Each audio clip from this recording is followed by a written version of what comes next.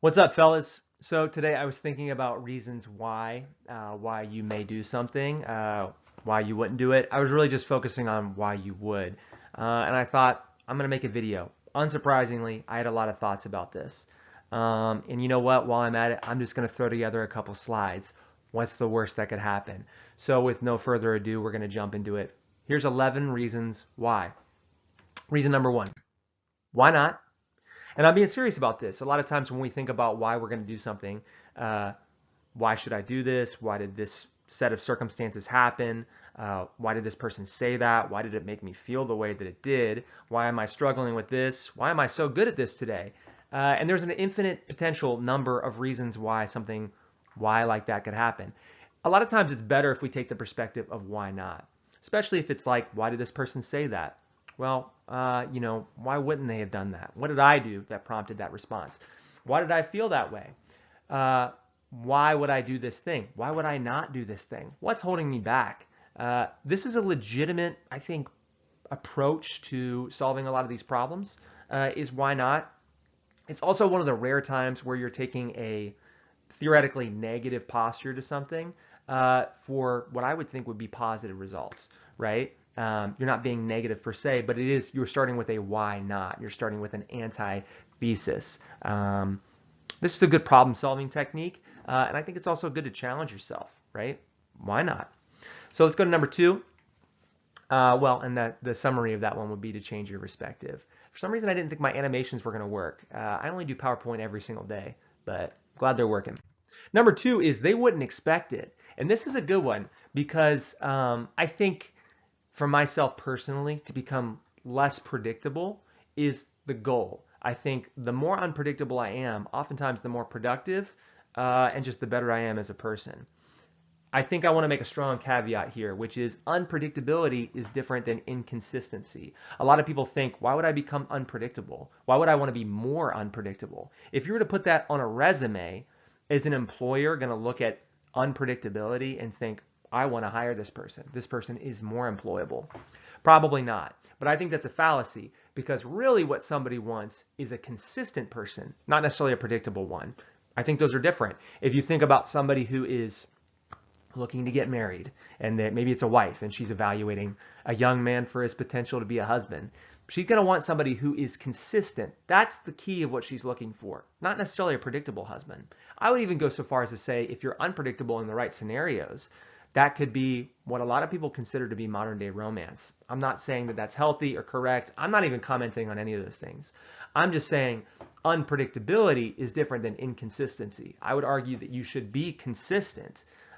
You want to be the most consistent person that you know. That should be your goal.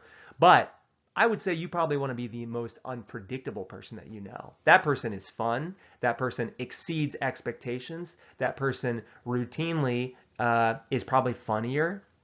That person surprises people, hopefully in a good way. Be consistent, but be unpredictable. That's number two.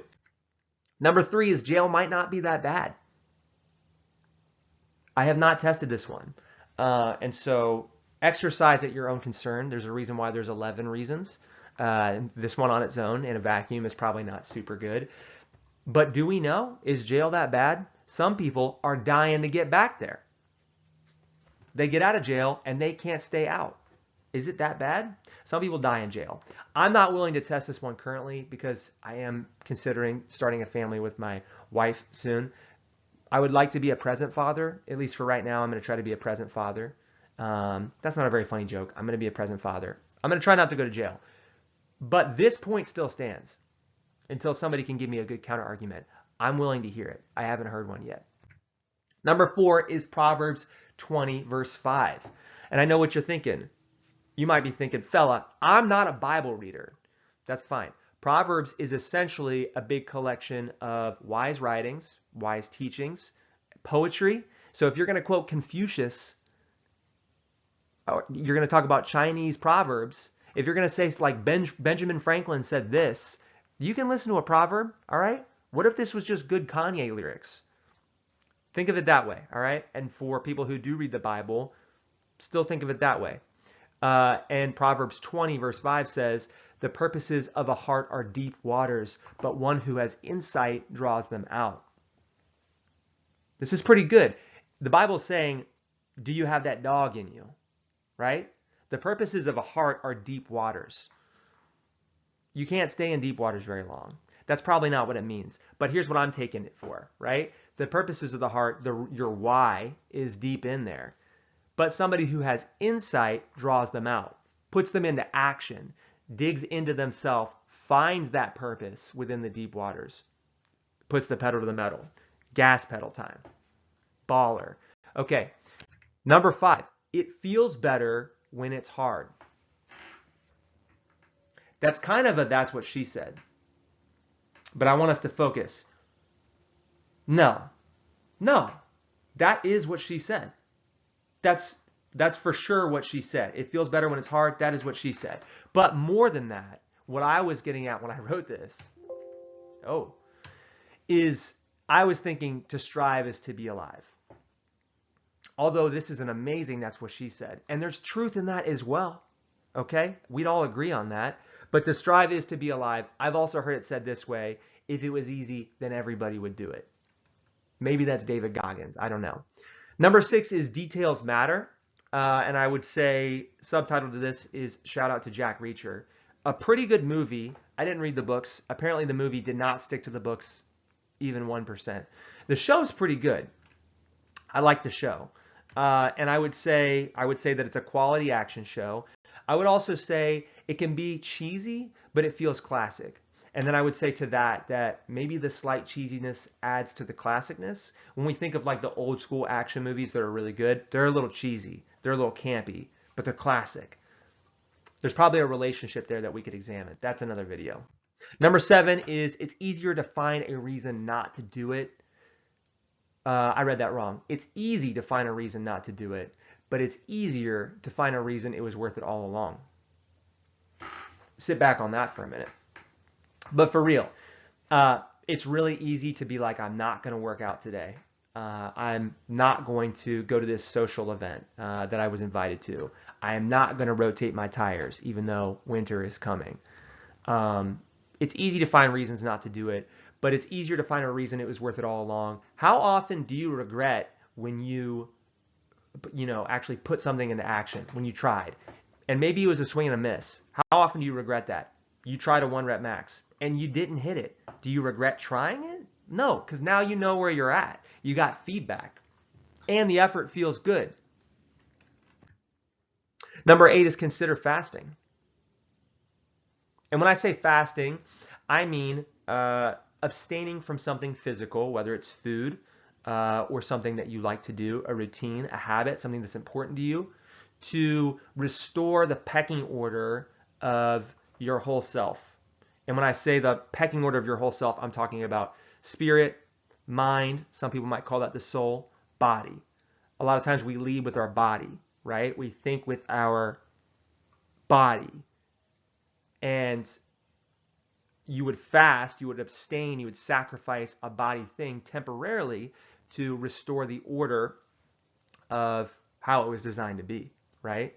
Or you might fast something mental, scrolling through social media, something that makes you some sort of comfort thing that makes you feel good, to restore the order of your spirit, right? The highest version of yourself being in control, or at least prioritized as number 1. Then your soul or your mind, then your body, right? You're not putting your body last, but our body likes to be first, and it shouldn't be first all the time. Trust me, okay? So I would say consider fasting. Why, you might ask? This is random. Well, to that I would say, see reason number 1. And you know what? See reason number 2 while you're at it. They would not expect it. Number 9 is it would make a great story. And this is something I've heard said many times. I really believe it. Some of my favorite stories are things that I tried, and maybe they didn't go right. There are some caveats to this one for sure, okay?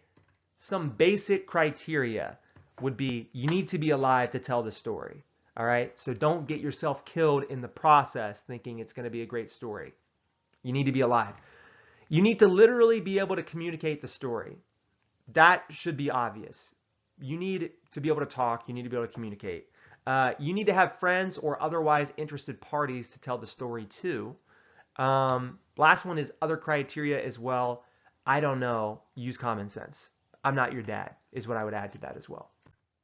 Number 10, you are a quiet inspiration to many people around you. Sometimes our biggest impact when we do something, let alone whether it was, or not let alone, but remove the fact of whether you accomplished the thing that you set out. It was a fail, it was a success, it was as expected, it was successful, but it didn't go as expected. Whatever outcome, remove that. A lot of times our biggest impact on people is through our actions, right? Your actions speak louder than words, is what a lot of people will say.